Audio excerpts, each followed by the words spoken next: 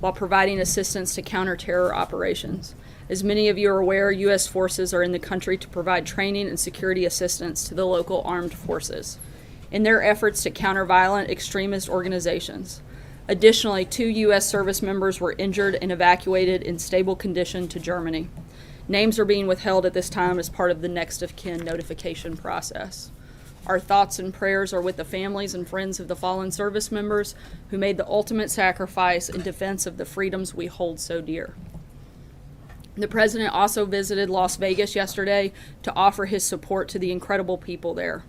He met with law enforcement, first responders, the medical trauma teams, all of whom did incredible work under dire circumstances, and visited with survivors and their families. The President was deeply touched by the spirit of the people in Las Vegas. In one particularly stirring moment at the hospital, the President met 28-year-old Thomas Gunderson, who is recovering from a gunshot wound to the leg. After being shot, Thomas drug himself behind a row of bleachers and began worrying that he may bleed out. But 2 young women rushed to his side, one tied a belt around his leg to stop the bleeding, and others rallied a group of men to carry him to safety. He suffered a torn muscle in his calf, making it difficult to stand. But when the President and the First Lady walked into his room at the hospital, he endured the pain and rose to his feet. When asked why he did it, Thomas said, "I will never lie down when the President of this great country comes to shake my hand." The Las Vegas Strong hashtag that has swept across social media in recent days could not be more fitting. Looking ahead to tomorrow, the Vice President will be traveling to Florida, the U.S. Virgin Islands, and Puerto Rico. He will meet with survivors, local officials, and first responders and personally assess the massive recovery efforts. The federal government continues to provide much-needed personnel and supplies to Puerto Rico and the U.S. Virgin Islands. Puerto Rico's governor recently said, and I quote, "The President and the administration, every time we've asked them to execute, they've executed quickly. That has been and will continue to be our goal. This unprecedented relief effort should make it very clear we will not rest or stop until all of our people are safe, secure, and set on a clear path toward building the very bright future they deserve." And with that, I will take your questions. Jill. Sarah, I have 2 topics for you. I want to start off with gun control. Does the President support legislation that would ban or regulate bump stocks? Right now, our focus, as we've said over the last couple of days, has been on healing and uniting the country. The investigation still continues to be in very early stages.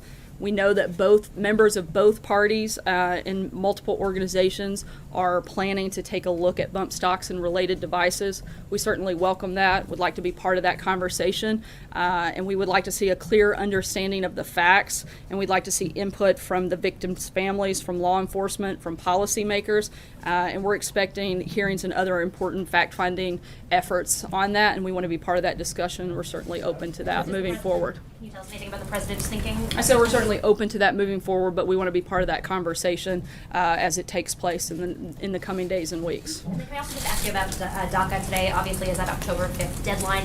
Is there any thinking right now about potentially extending that deadline because so many people have yet to actually submit their renewal forms? I'll keep you posted on any announcements on that front. Right now, the President's position has been that he's called on Congress to come up with a permanent solution and a fix to this process to have responsible immigration reform, and we'd like to see that be a part of it. Maggie? Is asking for cuts in the levels of legal immigration going to be part of what the White House seeks in a DACA fix? We're going to roll out the specific principles that we'd like to see in that responsible immigration reform very soon, probably in the very short future, and we'll let you know when we do that, and you can see all the details on that day when it's there. Blue. Thanks, Sarah. A couple questions on Puerto Rico, if I can. The President said that the debt in Puerto Rico is going to be wiped out. Director Mulvaney sort of cleared that up a little bit, saying we shouldn't take the President word for word on that. Can you just button it down from the podium whether or not the President will take action or push for legislation to forgive any of the debt that Puerto Rico currently has? Right now, the primary focus is to provide relief to Puerto Rico and support in the rebuilding efforts. While we're still dealing with the immediate disaster, it isn't inappropriate to focus on the difficulties that Puerto Rico was dealing with before the storm. There's a process for how to deal with Puerto Rico's debt, and it'll have to go through that process to have a lasting recovery and growth. This was a process that was put in place and set up under Obama, and that has a board of advisors that deals with that debt, and it'll go through that process as we move forward. Matthew? Thanks. Sorry, I'm going to try to jump around. We'll come back this time. Matthew? Thanks, Sarah. I'm wondering if there's any concern in the White House that the president's frequent use of the term fake news to describe mainstream outlets muddies the water a little bit and makes it harder for citizens to identify the actual fake news that the intelligence agencies have said countries like Russia used to interfere in the last election. I think that the president has a great frustration with the fact that a lot of times you have inaccurate information that's being presented as factual. A lot of times you have opinions that are being presented as news, and they're not. And I think that that is a real concern and something that certainly should be looked at. Does he see a distinction between erroneous reports or reporting that he finds offensive and the type of fake news that we saw pushed during the election by Russian intelligence? Does he see a distinction there? We see a problem with any stories that are inaccurate or untruthful being presented to the American people as facts. Sarah, can you give us a readout on the meeting with Senator Cotton? I'm sorry, can you say that? Can you give us a readout on the meeting with Senator Cotton? The president routinely meets with senators and House members, and this wasn't anything beyond that. They talked about a number of issues. Obviously, Senator Cotton has been somebody the president has worked with regularly since taking office. We're going to continue to do that. If we have further information, we'll let you know. Immigration and Iran among those issues. I think both of those topics were discussed. Beyond bump stocks, does the president have as open an attitude about other methods of gun control that have long been debated, or is the White House openness, which you just described, and being willing to be a part of that conversation, limited to one on bump stocks? The president's a strong supporter of the Second Amendment. That hasn't changed. This is a president who wants to look at, I think, at this point in the process, I think we all need to take a step back.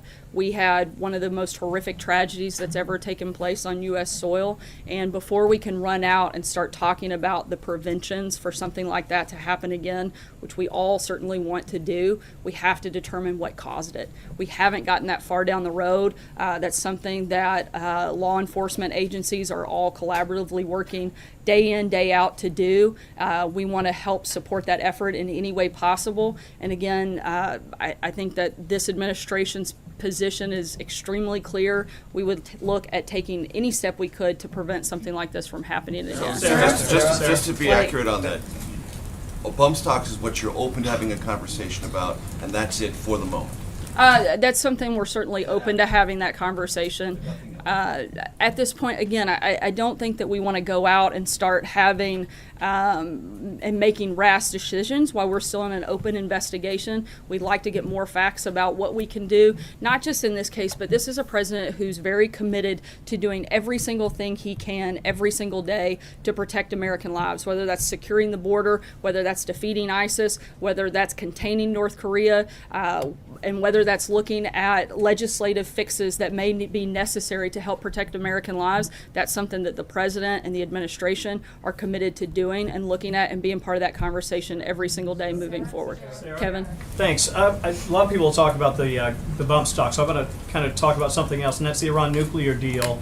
October 15th deadline coming up, and I want to make it clear for the people that don't know, it's a little more complicated because there's also the Review Act that Congress enacted last year. So I'm just curious, given that the president has previously said this deal was an embarrassment, does it make sense then to presume that he will not choose to recertify, or might he decide to strengthen sanctions and sort of stay in the deal that way? What's your thought? The president has, as he said, made a decision on this, and he'll make that announcement at the appropriate time. The main focus that he has had has been a comprehensive strategy on how to deal with Iran. That is what he wanted his team to put in place, and I think you will see that announced in short order, and that will be a comprehensive strategy with a unified team behind him supporting that effort. Disparate voices, I'm imagining, in the room on that. Even though they will move forward as one, there's been some debate. Is it fair to say that? The president's team has presented a united strategy that the national security team all stands behind and supports, and the president will make that announcement soon. John? Since the briefing began, Sarah, the NRA has put out a statement as it relates to bump stocks, their position on bump stocks. They write that they believe that devices that allow semi-automatic rifles to function as fully automatic rifles should be subject to additional regulation. Does that change the administration's point of view? After all, the president has been a big supporter of the NRA, and the NRA has also been a big supporter of the president. Look, as I said just a few minutes ago, we welcome certainly that and a conversation on that. That hasn't changed. It's something we're very open to, and again, we want to be part of the conversation on that moving forward. Blake? Sarah, let me ask you one on Puerto Rico and then one on taxes, if you don't mind. Just going back to Puerto Rico, you said that with the debt, that there's a process in place and that the process will play out. Does that mean the president's comments of just simply wiping away the debt is no longer on the table? The president wants that to go through that process, and that's the stage we are in this. And then on tax Oh, reform, sorry. Sarah, Chuck Schumer right now, or at least is scheduled to have a news conference about the state and local tax deductions being wiped off the books, how they should stay on the books. There's currently one Republican senator, 7 Republicans at least in the House, who want that to stay as a part of the tax framework. The president had talked about red lines. Is he up for negotiation on SALT, or is this something for him that is a red line? Look, the president has laid out his priorities and the framework of what he wants to see in this tax relief package. Look, I think one of the big things you have to look at is that most Americans don't actually itemize deductions. 80% of the benefit goes to 6-figure tax filers. The fact is, it isn't fair, and it doesn't make sense for working Americans across the country to subsidize the very wealthy in a few states. The president's been clear about his position, and we're moving forward with the framework that we've laid out. Jeff? A follow-up question on Puerto Rico. Yesterday, the administration, in its supplemental request, asked for $13 billion to help storm victims. Will some of that go towards helping Puerto Rico rebuild its power grid, which was in pretty dire straits before the storm? There was a large portion of that will go to FEMA's disaster relief fund, and that will be determined at the appropriate time which parts of those will go to which efforts. And so I direct you to FEMA on the specifics of what that would look like. Jim? Sir, why did the president tweet this morning that he'd like to see the Senate Intelligence Committee investigate news outlets and I guess this quest to go after fake news? Does he value the First Amendment as much as he values the Second Amendment? Absolutely. The president is a incredible advocate of the First Amendment. But with the First Amendment, you have, hold on, I allowed you to finish. With the First Amendment, with those freedoms also come responsibilities. And you have a responsibility to tell the truth, to be accurate. I think right now, when we've seen recent information that says that only 5% of media coverage has been positive about this president and this administration, while at the same time you have the stock market and economic confidence at an all-time high. ISIS is on the run. Unemployment's at the lowest it's been in 17 years. We've cut regulations at a historic pace. We're fixing the VA for our vets. You've only found 5% of your time to focus on some of those big issues. And frankly, those are the issues most Americans care about. Not a lot of the things that you cover, not a lot of the petty palace intrigue that you spend your time on. I think that we need to move towards a certainly more fair, more accurate, and frankly, a more responsible news media for the American people. May I follow, Sarah, if I could follow up on that. Should Sorry, I'm going to Congress- try to get to everybody, should and like I told your Congress investigate colleague, news if outlets? I Just have very, time. very quickly though, should Congress investigate news outlets? No. Two questions. One is Governor Brown in California just signed a sanctuary state statute, and I'm interested in what efforts the administration will make to block the move, and whether this signifies that the administration's efforts to crack down on sanctuary jurisdictions has failed, given that California has more than 12% of the nation's population, and it will now be an entire state that's under the sanctuary designation. Look, we are spending every day we can trying to find the best way forward. The president will be laying out his responsible immigration plan over the next week, and I hope that California will push back on their governor's, I think, irresponsible decision moving forward. My second question was a follow-up to Jim's. Hold on, I'm going to try to get to everybody Sarah, today. thank you. Kristen. Sarah, was the president upset that his Secretary of State didn't deny calling him a moron in his public remarks yesterday? Look, as the Secretary of State said, this is a petty, ridiculous accusation, and frankly, I think it's beneath the Secretary of State to weigh in on every rumor out there. His spokesperson, however, did come out and clarified that the Secretary of State had never used those words. What's your response to those John? who say the president has undercut the Secretary of State? Sarah, just quickly before you move on. I think what's it's your the reaction? premise of that question is absolutely ridiculous. The president can't undercut his own cabinet. The president is the leader of the cabinet. He sets the tone. He sets the agenda, and I think that question makes no sense because of that. John? Thank you, Sarah. Two questions. First, let me follow up on Kevin's question earlier about the Iran agreement. We know that decertify does not mean a complete cut, and it would still keep the U.S. in the negotiating procedure. On the other hand, a clean break, such as that advocated by former Ambassador John Bolton, would completely separate the U.S. from any agreement with Iran. Ambassador Bolton proposed that, reportedly has been unable to talk to the president about it. Is the clean break advocated by him still on the table? As I told Kevin, the president is going to make an announcement about the decision that he's made on a comprehensive strategy that his team supports, and we'll do that in the coming days. I'm not going to get ahead of that announcement by leaning in now. Was this that John, I'm going to try to get to everybody. I'll come back. If we I can. had two. I know everybody has two. If that's the case that we're setting, somebody can say I have 12 questions on the front end and I never get to go to anybody else. I'll come back to you if we can. David? Just one for you. We now know that Secretary Price was essentially let go for his private jet travel, and we know that I think in close proximity to his firing, Secretary Perry took a private jet. We know that Kellyanne Conway was along for one of Secretary Price's rides.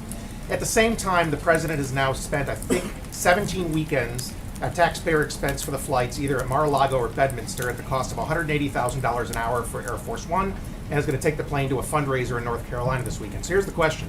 Is he not setting the tone that tells his cabinet members that this kind of misuse of taxpayer money, or overuse, if you will, is okay?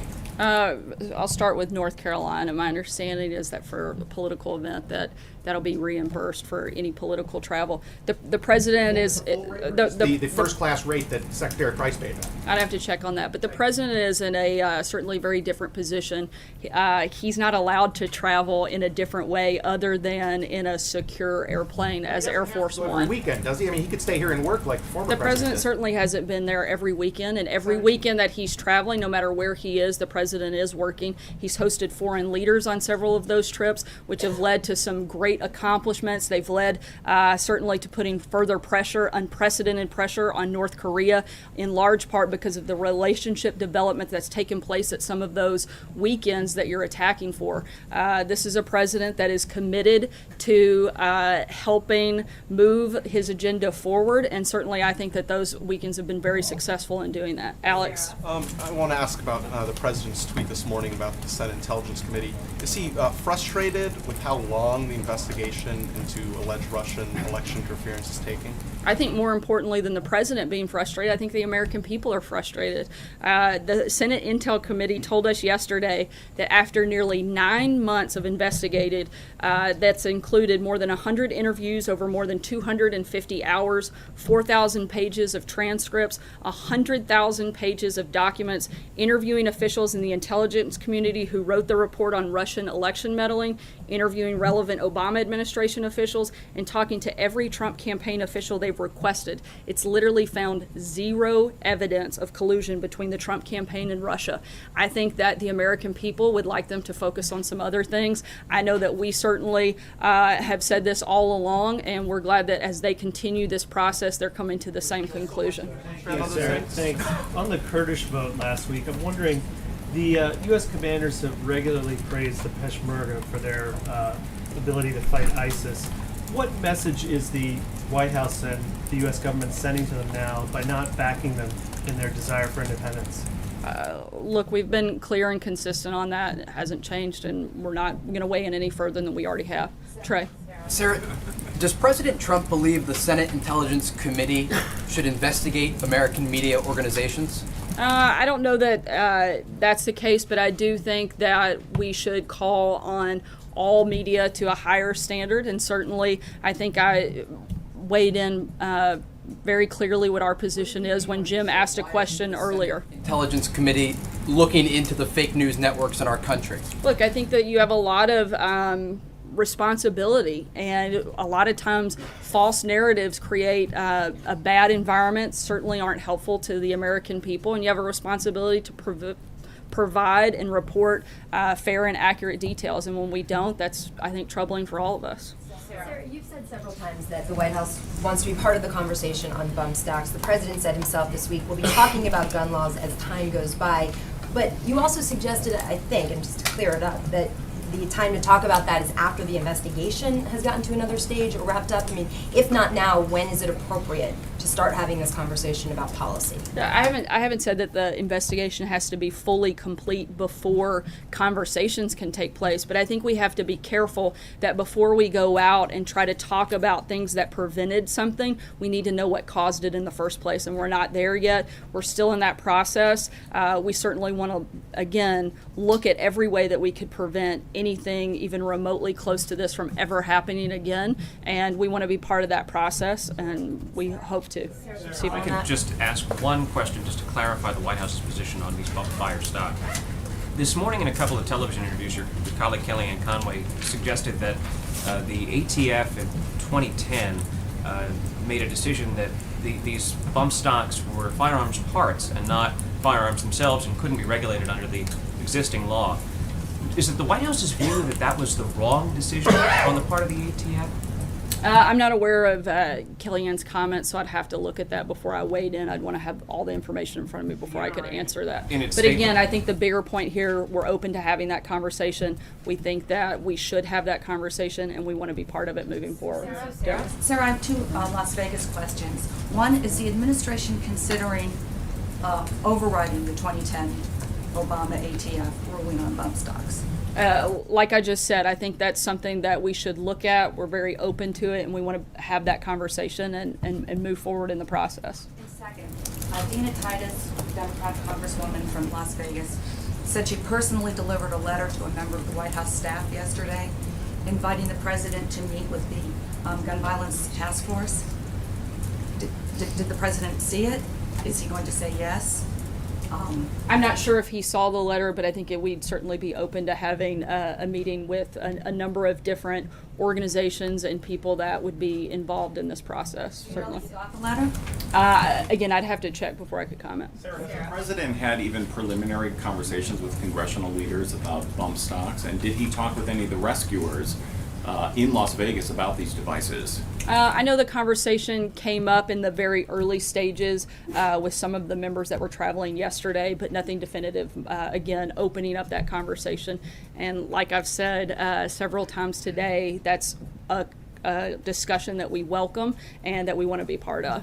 April. Sarah, over the last couple of days, the president has used the word fear, hate, and cruelty. And since you're saying you're having conversations on different things as it relates to Las Vegas, what is the conversation when it comes to the issue of terror? You've not talked about it yet. You've not classified it as such. And talking to people from both sides of the aisle, they're saying there's no one settled or universal definition for terrorism. But we've seen Timothy McVeigh with Oklahoma City. We've seen Rolf with Mother Emanuel in Charleston. I mean, under all circumstances that we've seen so far, people were intimidated, scared, ambushed, military style, in a planned, thought out effort, be it whether it's political or not. They were terrorized. Is this administration willing to start, since they're having conversations about other things, was this terror, domestic terror, I think that's something for the law enforcement communities to define and identify. I think the bigger thing that this administration certainly has been focused on is the prevention and looking at how we can stop things like this from ever happening again. I don't care how you label it, it's something that should never take place in this country, and this president is committed to looking for ways to prevent it. Hallie? What about that shirt? Sorry, that I've the limited leader of everybody San Juan, to one the mayor of question San Juan today. had a shirt saying nasty. What does this White House believe? The president went there. It was very controversial, his appearance Actually, there. it wasn't controversial. Well, some people it was about actually the- widely praised even by a Democrat governor. I think that it is sad that the mayor of San Juan chose to make that a political statement instead of a time of focusing on the relief efforts. The president invited her to be part of that conversation. He specifically asked in the meeting where many were present, including a couple dozen other mayors who were very happy with the recovery efforts, the governor, the congresswoman. He opened the floor up for discussion, and she actually made zero comments. To me, that would have been the time and the place that she should have weighed in and asked for what she needed and laid out what she was asking for San Juan. She didn't. Instead, she chose to wait until the president left and then criticize him on TV, which I think is the wrong thing for her to do for her constituents. And I hope next time she's given the opportunity to help her constituents, she'll take it. Hallie?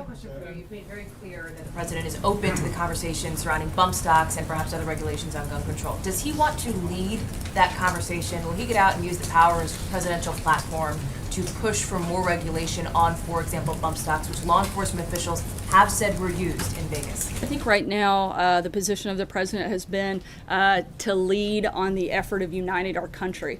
We've had a country in mourning, and I think we saw what kind of leader this president wants to be by what he did yesterday. He went in, he met with the law enforcement officials, he met with the medical teams, he met with the survivors of that horrific tragedy. Obviously, this president wants to be a leader. I think he's demonstrated that. I think he'll continue to do that in this process. If you want me to get down into the weeds on specific policy, I don't think we're there yet. Right now, we want to lead the effort on bringing our country together and offering comfort to those that have been hurt over the last several days. Mike, sorry, again, I'm going to take this the last one, Mike. There's some talk that some of the main facilitators of the Iran nuclear deal are significant contenders for the Nobel Peace Prize. Is the White House aware of that, and do you have a thought on these folks being talked about as potential winners? I'm not sure about the Nobel Peace Prize process, and certainly not as it pertains to that, but I think we've been very clear what our position is on the deal. That hasn't changed just because some people may receive an award for it. Thanks so much, guys. Have a good day. Sarah, you said no on Congress investigating news outlets, right?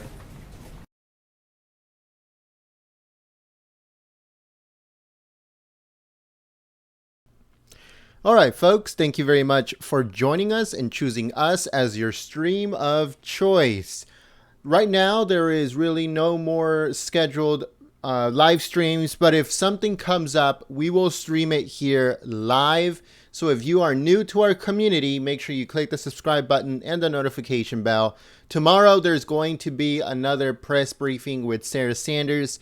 And I think there's going to be one with Heather Newart, so stay tuned for that. Thank you very much for joining us. Like I said, my name is Jen. I'm from Golden State Times, and I'll see you soon.